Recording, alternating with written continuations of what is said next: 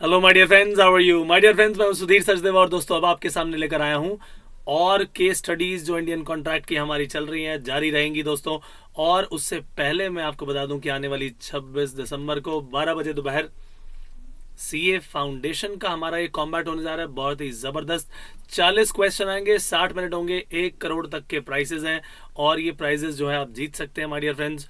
और इनमें आपको 100% स्कॉलरशिप मिल सकती है। पहले 3 रैंक अगर आपकी आती हैं, 4 से 10 रैंक पर जो आते हैं उनको 75% की स्कॉलरशिप मिलेगी और 11 से 50 में 50% की स्कॉलरशिप, 25% की स्कॉलरशिप मिलेगी अगर आपकी रैंक 51 से लेके 100 तक आती है मेरे दोस्तों।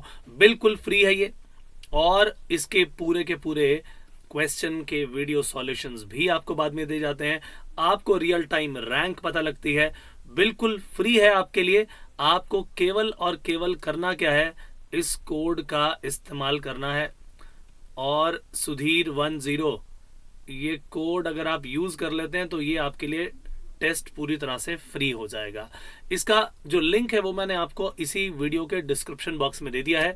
इस वीडियो के डिस्क्रिप्शन बॉक्स में जाकर क्लिक करिए, उसे एनरोल कीजिए और एनरोल करते ही आप इसके लिए एलिजिबल हो जाएंगे। आपको इसका नोटिफिकेशन आ जाएगा और तैयारी कीजिए। बहुत ही जबरदस्त चीज हमारे सीए फाउंडेशन स्टूडेंट्स के लिए बनाई गई है, राइट।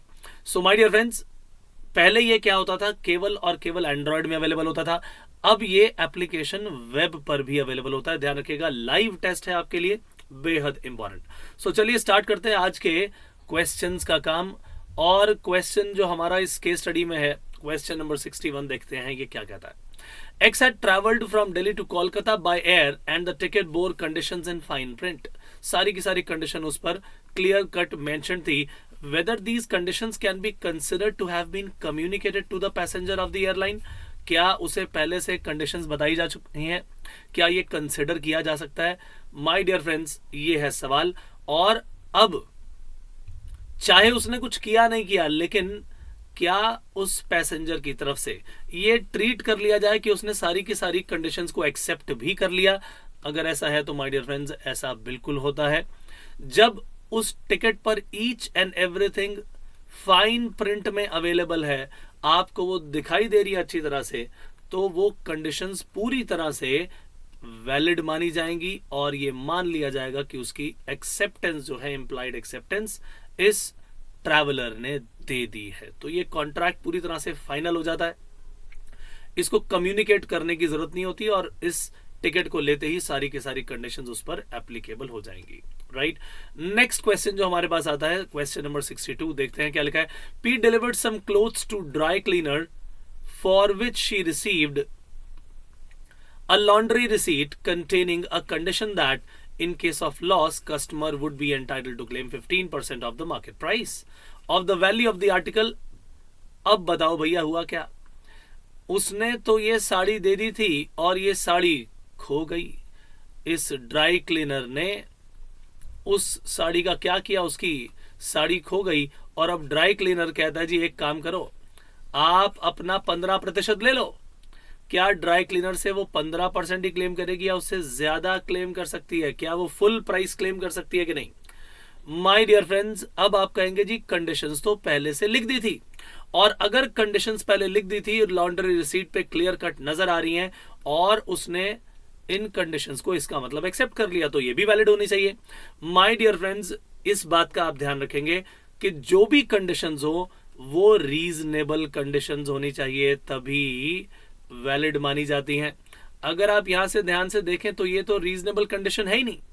ऐसे तो क्या होगा, किसी नई साड़ी को उसने दिया और उसने ड्राई क्लीनर ने सोचा रही है तो साड़ी बहुत ही बढ़िया है, अपनी बीवी को ही दे देता हूं भैया, गिफ्ट कर देता हूं, और ये मार्केट में 10,000 की तो होगी।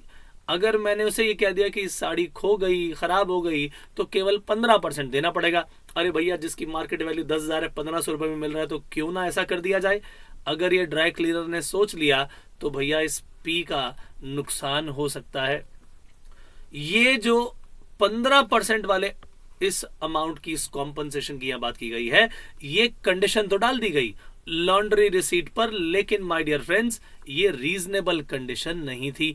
अगर आप कंडीशन रीजनेबल रखेंगे तभी वो वैलिड मानी जाएगी, अदरवाइज वो रीजनेबल कंडीशन नहीं मानी जाएगी। तो क्या पी अपना फुल अमाउंट ऑफ सारी, उसकी फुल वैल्यू रिकवर कर सकती है? जवाब है हाँ, बिल्कुल रिकवर किया जा सकता है। So this is very very important question. और अगला क्वेश्चन आपके सामने आने जा रहा है, क्वेश्चन नंबर 63। ठीक है ना? इस क्वेश्चन में क्या लिखा है? कैन अ बिडर, जो बिडर है एट एन ऑक्शन सेल, क्या वो विड्रॉ कर सकता है अपनी बिड को before the fall of hammer? Auctioneer आपको मालूम है कैसे करते हैं? 2 लाख रुपए 1, 2 लाख रुपए 2, 2 लाख रुपए 3, और ये सामान आपका हुआ। सो माय डियर फ्रेंड, जो वो फॉल ऑफ हैमर में जो थर्ड स्ट्राइक होता है ना, वो थर्ड स्ट्राइक जो है वहीं पर फाइनल एक्सेप्टेंस दी जाती है। तो उसके फॉल ऑफ हैमर से पहले, यानी उस एक्सेप्टेंस से पहले, तो भैया ऑफर को रिवोक कर ही सकते हैं। तो बिडर जो है वो कौन है? वो है यहां पर ऑफरर। और ये जो ऑक्शनियर है ये है ऑफरी। इससे पहले कि ये एक्सेप्ट करे ऑफरी, बिडर यानी ऑफरर अपनी इस ऑफर को वापस ले सकता है। He can withdraw this bid. So offer can be revoked before it is accepted. इसका रेवोकेशन पॉसिबल है। So answer is yes, this is very very important. Offer can be revoked before it is accepted. So my dear friends, ये थे आज के questions. मुलाकात होगी next session में, फिर से हाजिर होंगे कुछ ना कुछ नया लेकर के। तब तक के लिए दीजिए इजाजत। Bye bye, take care and God bless you. Thank you.